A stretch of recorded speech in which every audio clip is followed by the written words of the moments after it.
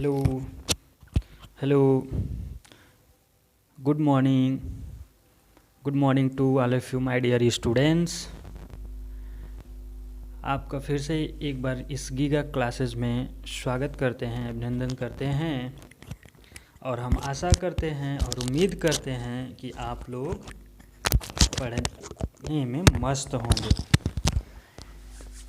एक बार फिर से एक आप लोगों के सामने एक नया चीज़, एनर्जेटिक चीज़ लेकर आए हैं और ये उनके लिए है जो फर्स्ट ईयर में स्टूडेंट्स हैं। आप लोगों ने देखा होगा कि फर्स्ट ईयर में फिजिक्स की क्लास की सही से नहीं हो पा रही है, तो उसके लिए हमने एक टॉपिक लिया है उन लोगों के बिहाफ पे कि एक चैप्टर मिला था रोटेशनल मोशन पढ़ाने के लिए। ठीक है, तो हमने कुछ ऑफलाइन क्लास में टॉपिक डिस्कस किया था, बट हम सोचे कि क्यों ना हम ऑनलाइन वीडियो बना के ही पूरी क्लास में सेंड कर देते हैं। इस पे एक टॉपिक छोटे छोटे वीडियो बना करके और फर्स्ट ईयर के स्टूडेंट्स को प्रोवाइड कर देंगे, जिससे कि सुविधा रहेगी उन लोगों को पढ़ने में। अब एक बात और आप लोगों को क्लियर कर दें, देखिए कि समय जो है बहुत कम बचा है।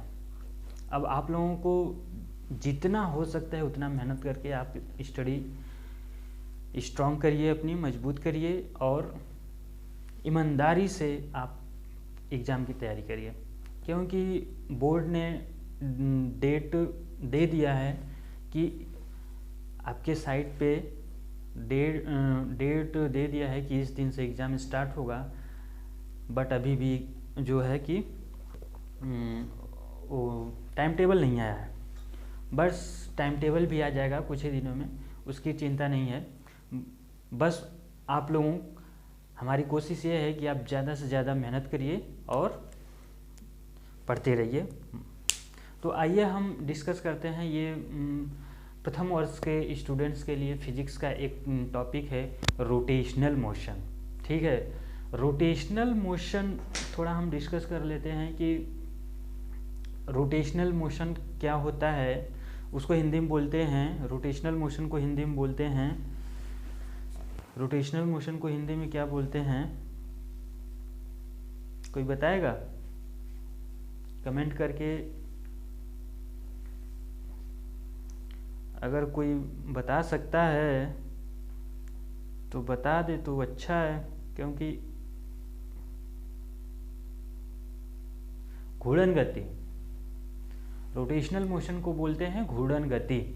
घूर्णन का मतलब कि घूमते हुए जो गति करता है, घूमते हुए जो गति करता है उसको बोलते हैं घूर्णन गति। आपने यहाँ पे देख रहे हैं कि यहाँ पे हमने टॉपिक डाला है रोटेशनल मोशन। तो सबसे पहले हम उसमें कुछ पॉइंट होते हैं उसको हम डिस्कस करेंगे कि होता है क्या है, फिर बाद में देखेंगे कि रोटेशनल मोशन क्या होता है। सबसे पहले देख लेते हैं axis of rotation.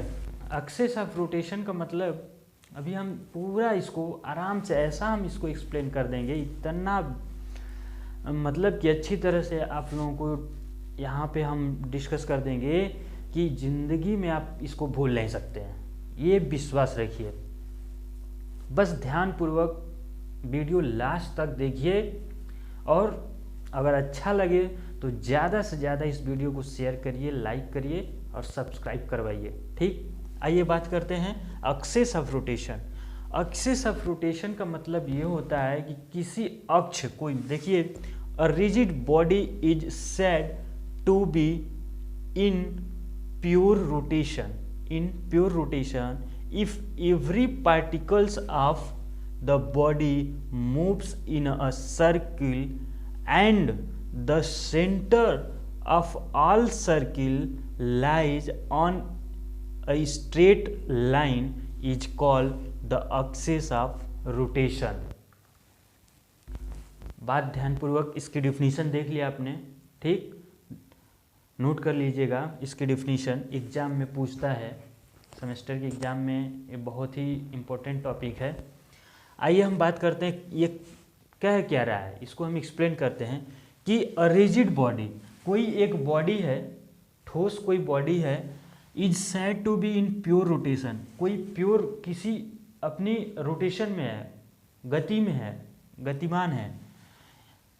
If the every particles of the body, आप जानते हैं कि कोई भी बॉडी जो बनती है संसार में, कोई भी ऐसी बॉडी, उसमें हर एक छोटा छोटा टुकड़े होते हैं, पार्टिकल होते हैं, ठीक है। ये जैसे ये मार्कर लिए हैं, हम मार्कर लिए हैं, तो मार्कर में भी इस छोटे छोटे इस पार्टिकल्स मिलकर एक मार्कर बना है, ठीक। तो ये इसी चीज़ की बात यहाँ कर रहा है कि every particles of the body moves in a circle, कह रहा है कि ये बॉडी है और इसका हर एक पार्टिकल मूव कर रहा है एक सर्कुलर पाथ में, सर्कुलर पाथ में ये मूव कर रहा है एक सर्कुलर पाथ में, ठीक। And the centre of all circle lie on straight, अब इसका सेंटर जो है ये है, सेंटर ये है। अब ये कोई सभी बॉडी ये छोटे छोटे पार्टिकल से मिलकर बना है, तो इसका सभी का जो है सेंटर एक स्ट्रेट लाइन में क्या करता है, सेंटर एक स्ट्रेट लाइन में लाई करता है, एक स्ट्रेट लाइन में ये लाई करता है इस तरह से, ठीक है।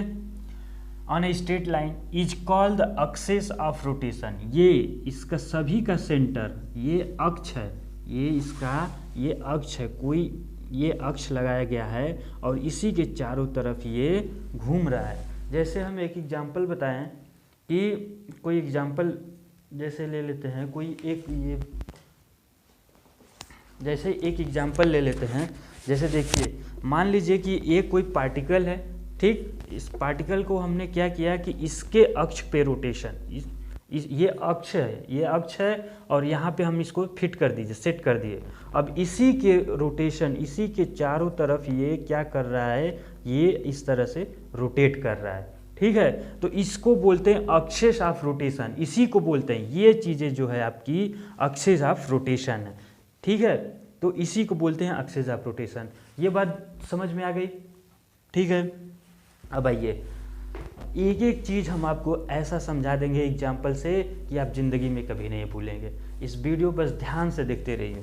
अब आइए, अब जब ये रोटेट करेगा, जब ये पार्टिकल रोटेट करेगी, तो देखिए अब ये बॉडी क्या है, कोई ज़रूरी नहीं है। देखिए कि ये जो बॉडी ऑब्जेक्ट है ये कोई ज़रूरी नहीं है कि ये सर्कुलर शेप में है, ठीक। तो इसका क्या है कि देखिए यहाँ पे इसका जो है अक्ष से और यहाँ की दूरी जो ये रेडियस, ये आर है, रेडियस है, ये कुछ और होगी। फिर यहाँ से इसकी रेडियस कुछ और है, यहाँ से इसकी रेडियस अलग है, यहाँ से रेडियस। कहने का मतलब तात्पर्य ये है कि इस बॉडी में रेडियस अलग अलग है। वो बॉडी या तो यदि सर्कुलर में होगी, सर्किल में होगी बॉडी कोई, तो उसकी तो रेडियस सेम होगी, बट कोई बिना मतलब कि डिफरेंस रेडियस की होगी तो उसकी रेडियस अलग होगी। मतलब सर्किल के टाइप का नहीं होगा कोई बॉडी, तो उसका रेडियस डिफरेंस हर एक पॉइंट पे होगा, ठीक है।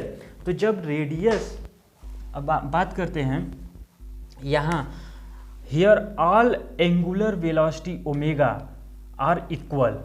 क्यों ओमेगा एंगुलर वेलोसिटी, सभी की जितनी भी पार्टिकल हैं, सभी पार्टिकल का एंगुलर वेलोसिटी जो है वो सेम होगी।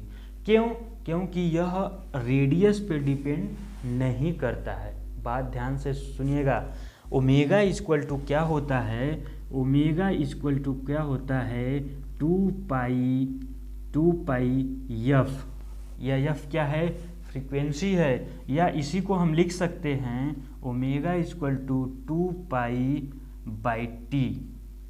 देखिए ये सारा फार्मूला है, आपको ये नोट करके रखना होगा, आगे न्यूमेरिकल्स में बहुत ही काम करेंगे। बात ध्यान से सुन लीजिए कि ओमेगा, इसमें देखिए कहीं पे रेडियस नहीं आ रहा है, तो इसलिए हम कह सकते हैं कि ये जो ओमेगा एंगुलर वेलोसिटी है is not depend on a radius. तो इसलिए इसकी सभी की जो एंगुलर वेलोसिटी होगी वो इक्वल होगी। इसलिए यहाँ पे लिख सकते हैं, मान लीजिए कि ये यहाँ पे कोई पॉइंट है, एक पार्टिकल यहाँ पे है, एक पार्टिकल यहाँ पे, एक पार्टिकल यहाँ पे, तो ये ओमेगा 1, ओमेगा 2, ओमेगा 3, ओमेगा 4 जितने भी पार्टिकल होंगे वो सभी का जो क्या होगा, एंगुलर वेलोसिटी होगा वो सेम होगा। ठीक, अब बात आते हैं, एंड हियर लीनियर वेलोसिटी भी आर डिफरेंस। अब बात यहाँ दूसरी चीज़ ध्यान से दीजिए, देखिए कि लीनियर वेलोसिटी भी डिफरेंस रहेगी। क्यों? कि v equal to omega r होता है। दोनों का रिलेशन देख लीजिए, v क्या है, लीनियर वेलोसिटी है और ये ओमेगा आर है।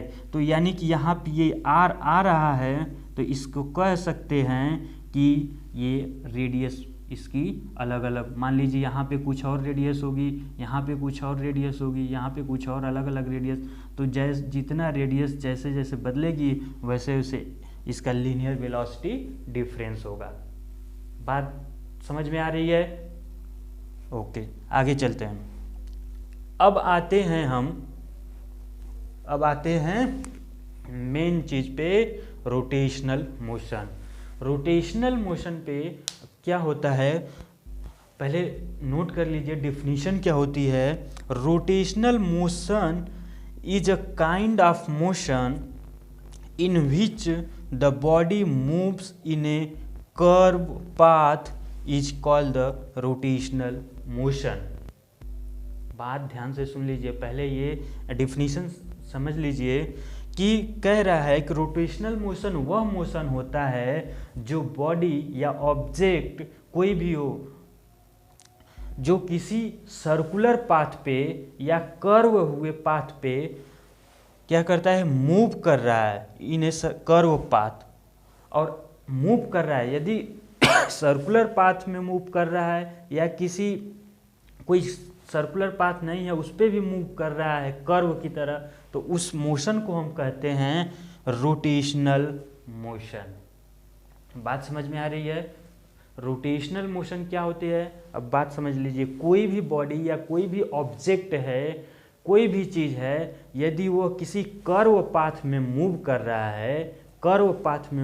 रहा है, तो ऐसे मोशन को, ऐसे गति को हम बोलते हैं रोटेशनल मोशन।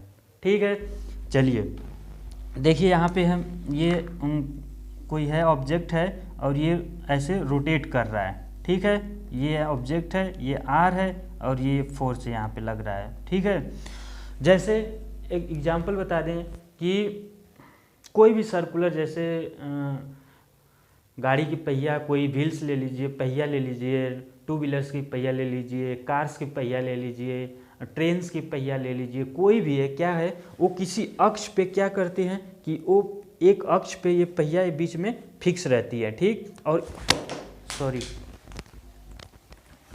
ये किसी अक्ष पे ये यहाँ पे ऐसे ऐसे रहती है। देखिए ऐसे पहिया यहाँ पे ऐसे फिक्स रहती है और ऐसे क्या करता है, ये फिक्स रहता है, अक्ष जो क्या है फिक्स रहता है और पहिया इसमें ऐसे मूव करता रहता है।